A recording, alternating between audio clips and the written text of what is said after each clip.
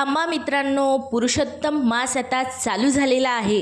तर या महिन्यामध्ये सर्वश्रेष्ठ दान कोणते हे आपण या व्हिडिओमध्ये बघून घेणार आहोत. नमस्कार भक्तांनो, पुरुषोत्तम मास म्हणजेच अत्यंत पवित्र आणि दुर्मिळ महिना. या महिन्यात केलेली पूजा, जप, दान आणि सेवा याचे फळ आपल्याला अनेक पटीने वाढून मिळते असे शास्त्रात सांगितले आहे.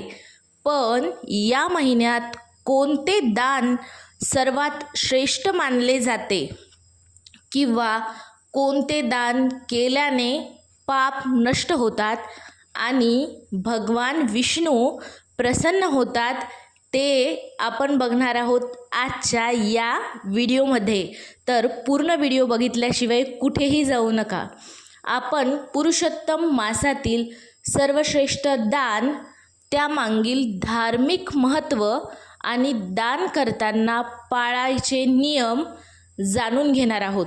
तर आपण अगोदर जाणून घेऊयात पुरुषोत्तम मास म्हणजे काय. तर पुरुषोत्तम मास म्हणजे काय?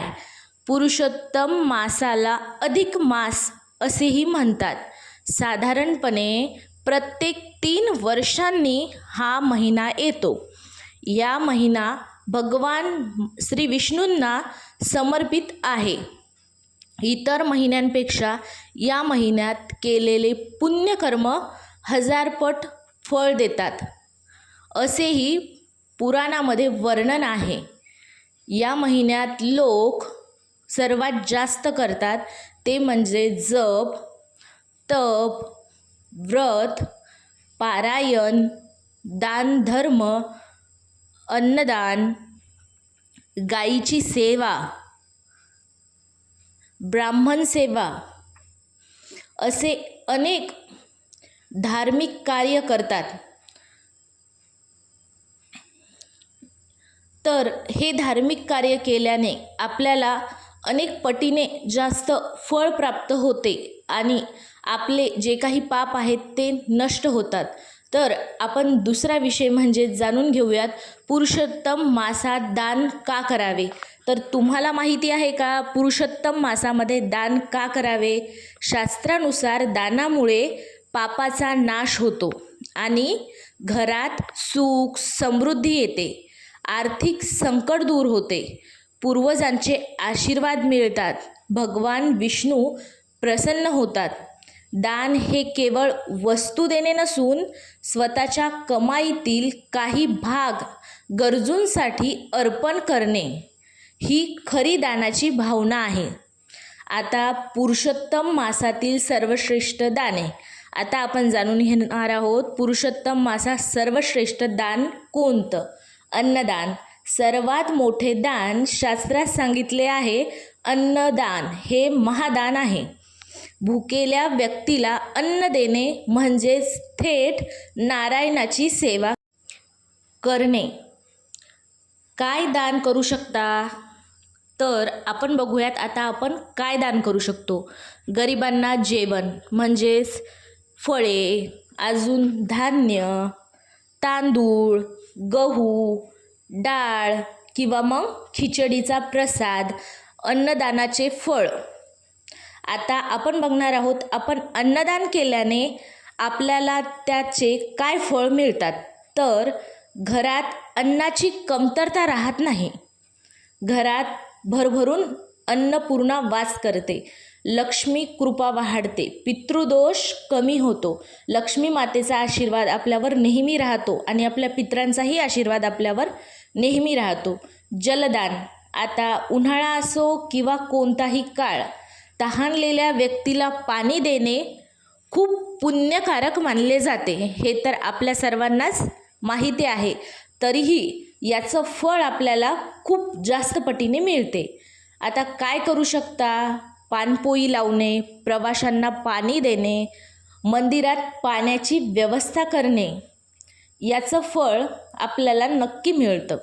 आरोग्य सुधारते, मन शांती मिळते. आता यानंतर तिसरं दान म्हणजे आपण हे करू शकतो वस्त्रदान. गरजू व्यक्तींना कपडे देणे अत्यंत शुभ मानले जाते. दान करताना लक्षात ठेवा, स्वच्छ कपडे द्या, म्हणजे फाटके किंवा खराब कपडे देऊ नका. फळ, आर्थिक अडचणी कमी होतात, शनिदोष शांत होतो. आपण गरजू व्यक्तींना कपडे दिल्यामुळे शनिदोष शांत होतो आणि आर्थिक अडचणी म्हणजेच पैशाच्या अडचणी कमी होतात. नंबर 4 म्हणजे गोदान. गाईला हिंदू धर्मात माता मानले जाते. गोदान हे अत्यंत श्रेष्ठ दान समजले जाते. जर प्रत्यक्ष गोदान शक्य नसेल तर गाईला चारा द्या. जर तुमची गाय घेणे किंवा गाईला दान करणे होत नसेल तर तुम्ही गाईच्या गोशाळेत मदत करा. याचे फळ आपल्याला काय मिळते? पितृकृपा मिळते, ग्रहदोष कमी होतात, यापासून आपल्याला हे फळ मिळते. तर आता 5वं दान म्हणजेच ग्रंथदान. धार्मिक पुस्तके, भगवद्गीता, विष्णू सहस्त्रनाम, स्वामीचरित्र, रामरक्षा याचे दान करणे खूप पुण्यकारक असते. आता याचे फळ आपल्याला काय मिळते? ज्ञान वाढते, घरात नेहमी सकारात्मक ऊर्जा राहते. आता 6वं दान म्हणजे दीपदान, म्हणजेच दिवा किंवा दीपदान. मंदिरात किंवा नदीकिनारी दिवे लावणे. याचं फळ आपल्याला काय मिळते? तर अंधाररूपी संकट दूर होतात, घरात सुख शांती येते. आता 7वं दान तुळशी दान आणि वृक्षारोपण, म्हणजेच झाडे लावणे किंवा कुणाला झाड दान करणे. तुळशी ही भगवान विष्णूची प्रिय आहे. पुरुषोत्तम मासात तुळशी लावणे किंवा झाडे लावणे, पर्यावरण सेवा हे अत्यंत पुण्यदायी आहे. आता दान करताना कोणते नियम पाळावेत? आता आपण बघणार आहोत. दान तर आपण बघितले, सर्वश्रेष्ठ दान कोणते, पण आता ते करताना कुठले कुठले नियम आपल्याला पाळावे लागतील ते बघूयात. श्रद्धेने दान करा, दिखावा करू नका, अहंकार ठेवू नका, दानानंतर गर्व करू नका, योग्य व्यक्तीला दान द्या, गरजू आणि स्वप्नाज्ञ व्यक्तीला निवडा, रागाने दान करू नका, मन शांत ठेवून दान करा. आता हे पुरुषोत्तम मासात काय करू नये हे आपण या व्हिडिओमध्ये बघणार आहोत. तर आपण बघूयात पुरुषोत्तम मासात काय करू नये. कोणाचा अपमान करू नये, खोटे बोलू नका, वादविवाद टाळा, मदमांस म्हणजेच नॉनव्हेज टाळा, सेवन टाळा, दुसऱ्याला दुखवू नका, कुणाचं मन दुखवू नका. भगवान विष्णूंना प्रसन्न करण्यासाठी उपाय दररोज. भगवान विष्णूंना प्रसन्न करण्यासाठी हा उपाय धोंड्याच्या महिन्यामध्ये पुरुषोत्तम मासामध्ये दररोज करा. ओम नमो भगवते वासुदेवाय जप करा. या मंत्राचा तुम्ही दररोज जप करा. विष्णू सहस्त्रनाम वाचा, तुळशीसमोर दिवा लावा, गरिबांना मदत करा. प्रेरणादायी छोटी कथा. एक गरीब वृद्ध महिलेकडे दान करण्यासाठी काहीच नव्हते. तिने काय केलं, फक्त एका भुकेल्या मुलाला 2 भाकऱ्या दिल्या. त्या रात्री तिला स्वप्नात भगवान विष्णू दिसले आणि म्हणाले, तू दिलेलं अन्न माझ्यापर्यंत पोहोचले. यातून कळते दानाची किंमत वस्तूमध्ये नसते तर भावनेमध्ये असते.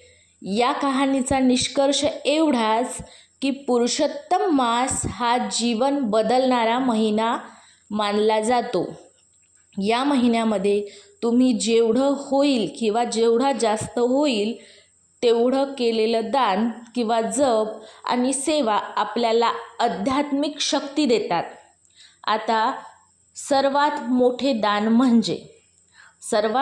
दान या महिन्यात करायचे असेल तर ते दान म्हणजेच सर्वश्रेष्ठ दान म्हणजेच अन्नदान आणि सेवाभाव. प्रेमाने केलेली मदत भगवान विष्णू आपल्या जीवनात सुख, शांती आणि समृद्धी देवो. जर तुम्हालाही ही माहिती आवडली असेल तर व्हिडिओला लाईक आणि चॅनलला सबस्क्राईब करायला विसरायचं नाही. आणि कमेंटमध्ये नक्की लिहा जय श्री विष्णू आणि या महिन्यामध्ये दानधर्म करत राहा.